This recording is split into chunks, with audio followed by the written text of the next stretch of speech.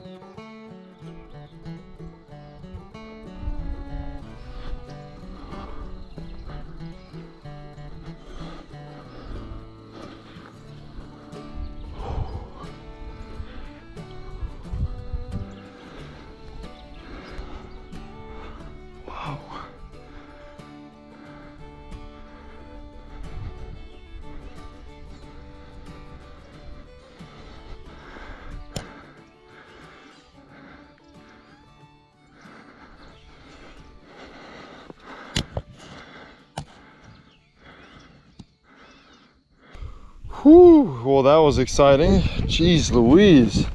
So I was just walking down this path here and all of a sudden I see a big dark figure in the bushes.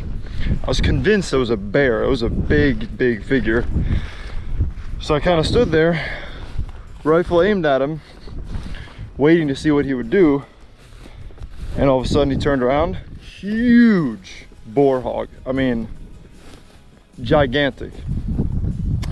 So I was debating, do I take the shot?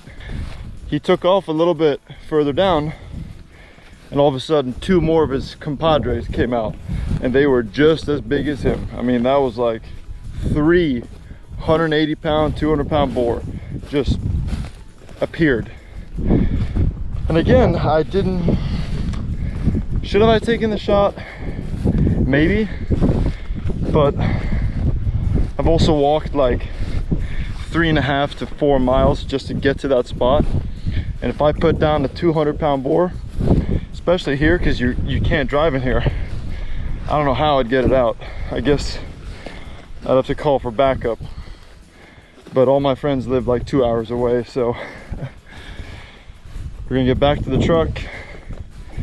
We'll put everything in, you know, go grab lunch, do some stuff, and then later we're taking the 22 air rifle out and we're gonna shoot some iguanas. Hopefully we'll shoot a big trophy.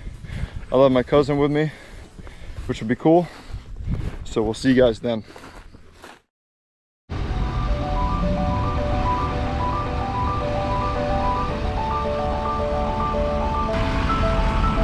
We are on the mission for big alpha iguanas. We're at this lake. Last time we were here, we did very well. We got a couple big ones, but one evaded us. We call him Desperado. He is like 6 feet long. He's freaking got a huge dewlap.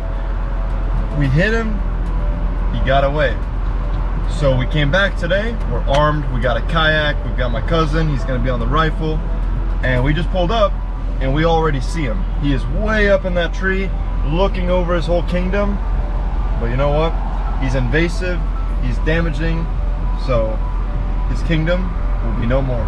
So let's jump in the kayak, see if we can get him. All right, so when you're doing this, you gotta be real accurate. Okay, so obviously the only time that I didn't film, he got such a good headshot, she is just hanging from the tree. There she is, she's just dropping down into the water. All right. Got a female right here. Right there. Nice female. Trade.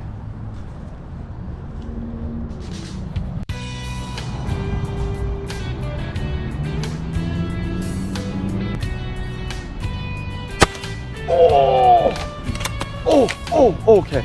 Yeah, we got to get there now. Holy crap. Oh. Yeah. He's going to be in the water here. You got to root around and find him. Yeah, you got him. You got to grab him fast because he's still moving. You got to grab him fast. Yes. Let's go. Let's eat everything.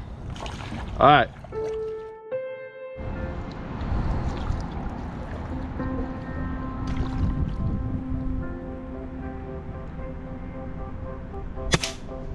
Low, too low. Fun. Oh, that's it. He's gone. Oh.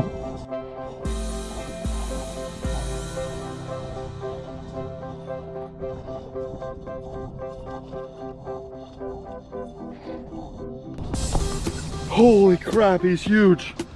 Holy crap. That might be the biggest one we shot so far. Holy, look at the tail. Chris, you got him, bro. Oh, look at the size of him compared to the other one. Oh my God. You are a king, bro. Holy crap, big mama. Who can complain about this? This is about probably 5.5 footer. One of the biggest ones I've ever seen or shot. He's had a very easy life because his tail is fully intact. He's not really been in many battles. Big old white head on that guy. Sometimes you get it done. So thank you to Christopher. All right, so we're just now coming on beautiful sunset here in Naples, Florida. And you guys saw that we did a pretty fun little last minute iguana hunt. Got pretty lucky, so we were able to shoot 3. Well, we shot 5. We couldn't recover 2, but they were kind of like small. They weren't anything impressive.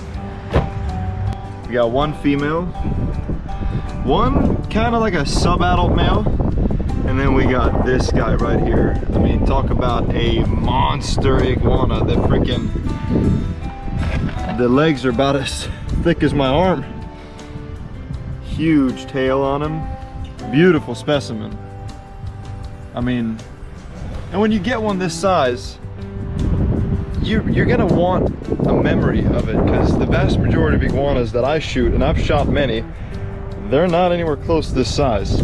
You see the jaw muscles, the jowls right there.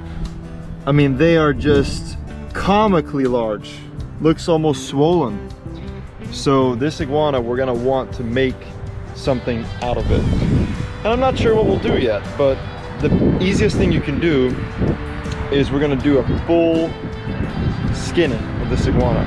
We're gonna try to get as much of the skin out as we can. We're talking a pretty good size here, so it should not be too hard. And it seems like a daunting challenge, because if you've never done it before, it can be a little bit intimidating, but it should be quite easy for us to do. We're going to show you guys a nice, easy way you can do it. But the key thing is, take your time. The slower you do it, then it's almost impossible to make mistakes. Just going to follow that up a little bit. And then here, this right here is called a dewlap.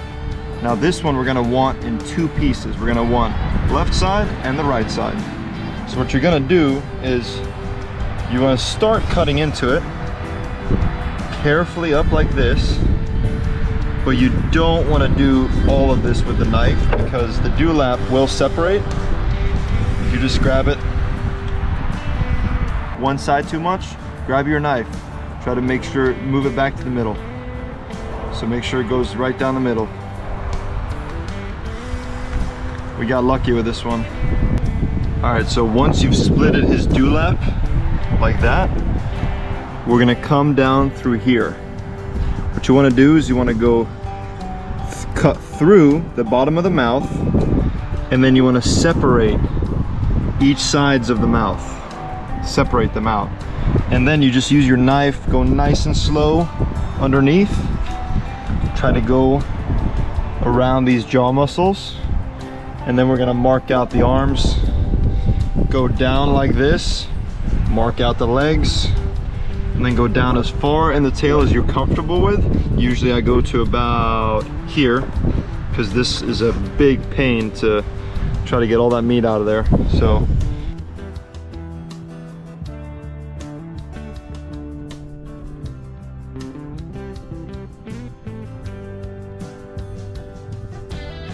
now the camera, as always, died because I never keep it charged almost.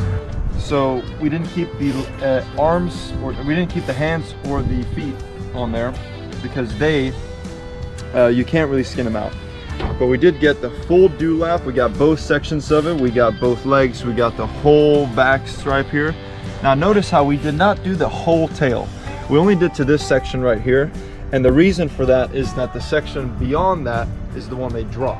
So that one's really hard to, you know, get around because it's so firm. So this is why we do, you know, about half the tail and not the full length. But that's it. So now we're gonna take this skin, we're gonna do a hide tanning solution. We're gonna get this thing prepared, and then I'll show you guys what you can do with a full size iguana skin. Pack it up. I mean, look at that. You can bunch that whole iguana up, a little ball like that. We'll see you guys at the tanning station.